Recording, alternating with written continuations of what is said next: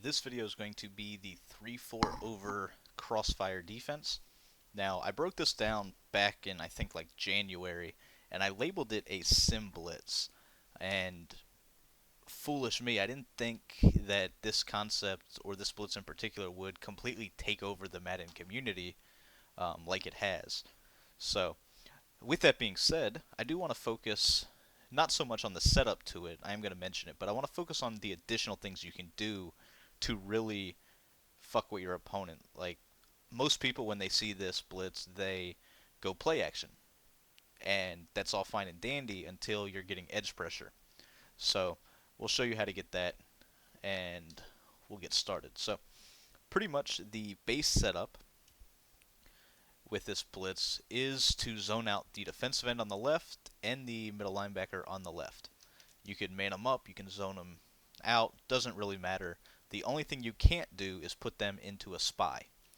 Now, I personally like to play on the safety. That is completely up to you though, but as you'll see, the pressure is going to loop in right away.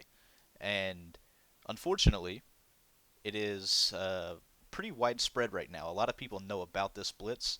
They don't know that you could zone out the defensive end. They just know that the middle linebacker, you zone him out and the A-gap comes in.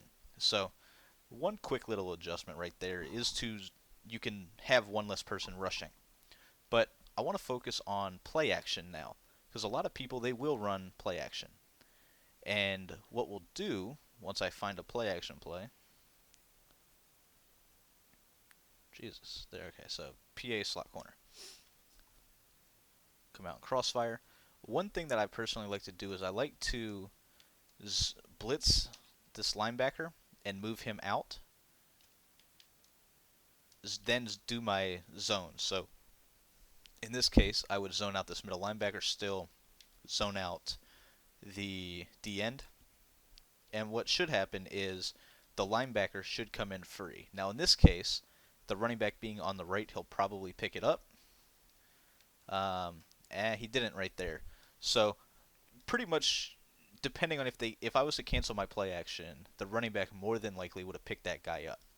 So one way that we can counter that, though, is by containing, because as you notice in a contain, the defensive end typically goes on that angle. So even if we get quick hiked, the A-gap pressure would still come in. But you want to move this guy out to where he's still blitzing and this D end is on the contain. Once you do that, though, you could make your adjustments how you see fit, and you're going to get the gap pressure, and you're also going to get the outside pressure against play action. So we'll go ahead, rank it here, cancel the play action, and you see I was able to actually still get that guy picked up, but you still don't have much time. So we'll go ahead, we'll run it again, and I'll show you that you can blitz the outside guy on the left as well. So go ahead, say that we know the running back's on the right, going to simply move this guy out to disguise. We'll zone out the middle linebacker, and then we'll move this guy out on the left and blitz him as well. So the pressure will look like this.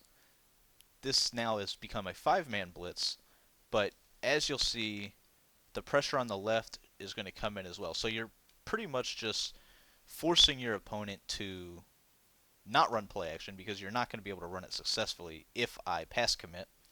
But you're still going to get the A-gap pressure if they don't.